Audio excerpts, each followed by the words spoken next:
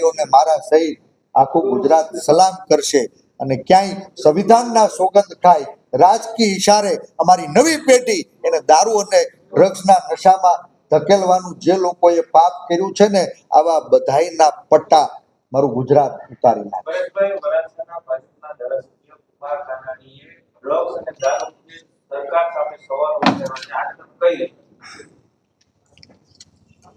મેં શરૂઆતમાં જ કીધું કે આ લડાઈ એ રાજકીય લડાઈ નથી, આ લડાઈ સામાજિક લડાઈ છે, લડાઈ નવી પેઢીને બચાવવા માટેની લડાઈ છે. અને આ લડાઈમાં મારે અભિનંદન આપવા છે ભારતીય જનતા પાર્ટીના ચૂંટાયેલા પ્રતિનિધિ અંતરાત્માના અવાજે ડ્રગ્સ અને દારૂના દૂષણ સામે એને અવાજ જો ઉઠાવ્યો હોય તો મારે એને હૃદયથી અભિનંદન આપવા છે. મારે અભિનંદન આપવા છે ભાઈ ગોપાલને કે રાજકીય વિચારધારાથી ઉપર ઉઠી અંતરાત્માના અવાજે ભાઈ જિજ્ઞેશે દારૂ અને ડ્રગ્સ માફિયાઓ વિરુદ્ધ ઉઠાવેલા અવાજને એને સમર્થન કર્યું છે. મારે અભિનંદન આપવા છે એ બધા જ પત્રકાર ભાઈઓને, પ્રિન્ટ, ઇલેક્ટ્રોનિક્સ અને સોશિયલ મીડિયાના સાથીઓને જેણે આ દારૂ અને ડ્રગ માફિયાઓ વિરુદ્ધની ઝુંબેશ ને ગુજરાતના જન સુધી પહોંચાડવાનું માધ્યમ બન્યા છે. અને આજે હું આપના માધ્યમથી સમગ્ર ગુજરાતના નાત જાત ભાતથી ઉપર ઉઠી રાજકીય વાડાઓ તોડી મારીને તમારી આપણી નવી પેઢીને બચાવવા માટેની આ ડ્રગ માફિયા વિરુદ્ધની લડાઈમાં આપ સૌ ખંભે ખંભો મેળીને જોડાવ એવી મારે સૌને વિનંતી.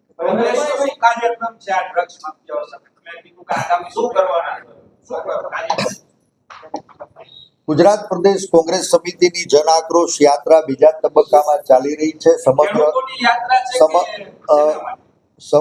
જન આક્રોશ યાત્રા એ ગુજરાતના ગરીબ, ગામડા, દલિત, પછાત, ખેડૂત, મજદૂર, વિદ્યાર્થીઓ, યુવાનો, માતાઓ એને સાંભળવાની, એની જે સમસ્યાઓ છે એ વેદનાને વાચા આપવા માટેની અમારી યાત્રા છે.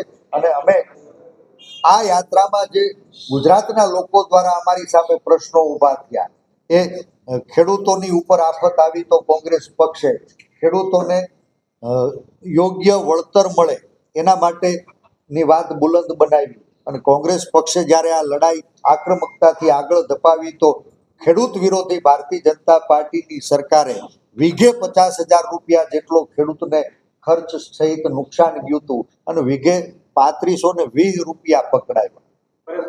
આ જ રીતે તમે ક્યાં જવાના છો ડ્રગ્સ અથવા દારૂ પકડવા માટે થઈને? કોઈ એવું કોઈ આયોજન છે કોંગ્રેસ પાર્ટીનું?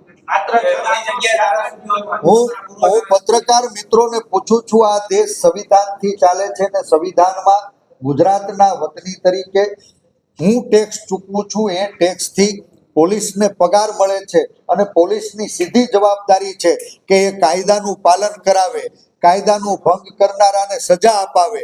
કમનસીબે જેણે સંવિધાનના સોગંદ ખાધા છે એવા એ પૈકીના અમુક મુઠ્ઠીભર લોકો ક્યાંય 50 રૂપિયાની કટકી કરવામાંથી નવરા નથી થતા, ક્યાંય ડ્રગ્સ અને દારૂના હપ્તા ઉઘરાવવામાંથી નવરા નથી થતા, ક્યાંય રાજકીય ઈશારે વિરોધનો અવાજ ઉઠાવનારાને ડરાવવા, ધમકાવવા, ખોટા કેસ કરવામાંથી નવરા નથી થતા. અને એના પરિણામે આખા ગુજરાતના યુવાનો એ ડ્રગ્સ અને દારૂની બદીનો ભોગ બન્યા છે. અમે આ ઉડતું ગુજરાત અટકાવવાની લડાઈ આવતા દિવસોમાં ગુજરાતના 250 તાલુકામાં લઈ જવાના છીએ. 18,000 ગામડાની અંદર ડ્રગ્સ માફિયાઓ વિરુદ્ધની લડાઈને તેજ કરવાના છીએ. જનતાની અદાલતમાં માથું ઝુકાવીને સમર્થન માંગવાના છીએ અને જે લોકો એની જવાબદારી ચૂકશે આવા લોકોને કાયદાથી સબક શીખવાડવા માટે આ લડાઈ અમે આગળ લઈ જવાના.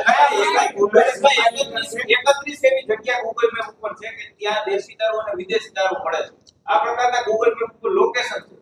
કેમ કોંગ્રેસે આ સવાલ ક્યારે ન ઉઠાવ્યો?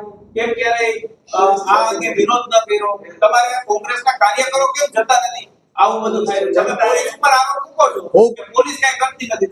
ખૂબ સાચો સવાલ કર્યો આપ મિત્રોએ.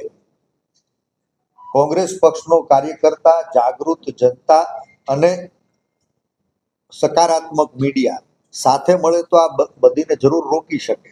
મારે તમને પૂછવું છે કે આ રાજકોટમાં બેઠા છીએ ત્યાં આજુબાજુમાં કેટલાય દારૂના અડ્ડા ચાલે છે, સરકારની મીઠી નજર તાળે ચાલે છે, પોલીસ ત્યાંથી હપ્તા ઉઘરાવે છે, બિન અધિકૃત રીતે દારૂ વેચાય છે.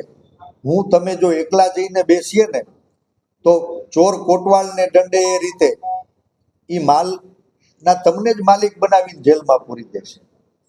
પીડિત લોકોની ફરિયાદ નથી લેવાતી, જે સત્તા વિરુદ્ધ અવાજ ઉઠાવે એ નથી સંભળાતો, અને બુટલેગરોના ઈશારે ફરિયાદ કરનારા લોકોને જેલમાં પૂરવાના, ખોટા કેસ કરવાના દાખલાઓ રાજકોટમાં બન્યા, એના આપ સૌ મિત્રો સાક્ષી છો. આપની પાસે કોઈ યાદી એટલે છે, પરેશભાઈ, કે આ જગ્યાએ ગુજરાતમાં કઈ જગ્યાએ કેટલા બુટલેગર છે, કેટલા પેડલરો છે, આ માટેની કોઈ યાદી તૈયાર કરી? કારણ કે આપનું પણ મજબૂત નેતૃત્વ છે કોંગ્રેસનું, તો આપ સરકાર સુધી પહોંચાડશો ખરા? અથવા જનતાની સાથે રાખી, સોશિયલ મીડિયાનો જમાનો છે, લાઈવ કરી, એટલે કે પુરાવા સાથે કોર્ટમાં માંગીએ છે. આપ આ કાર્યવાહી કરશો? માત્ર ને માત્ર જનતા પાસે જવાબ ક્યાં લઈ જશે? પોલીસના માલિકનો બનાવી દે. તમે કેમ કોંગ્રેસ વાળા ક્યાં નીકળતા નથી? તમારા વિરોધ પક્ષમાં છો. કોંગ્રેસના કાર્યકર્તાઓને પણ ખ્યાલ હશે. સામાન્ય માણસ જ્યારે ડ્રગ્સ માફિયાઓ વિરુદ્ધ અવાજ ઉઠાવે તો આવી ફરિયાદો, આવી જાણકારી હપ્તા ખાનારા મુઠ્ઠીભર પોલીસ આ જ ડ્રગ માફિયાઓને, દારૂ માફિયાઓને પહોંચાડે, અને એ ફરિયાદી વ્યક્તિને આ જ માફિયાઓના અત્યાચારનો ભોગ બનવું પડ્યું હોય, માર ખાવો પડ્યો હોય, દવાખાને દાખલ થવું પડ્યું હોય, એવા દાખલા ગુજરાતથી છુપા નથી. પણ કોંગ્રેસ પક્ષનો દરેક કાર્યકર્તા ઈમાનદારીથી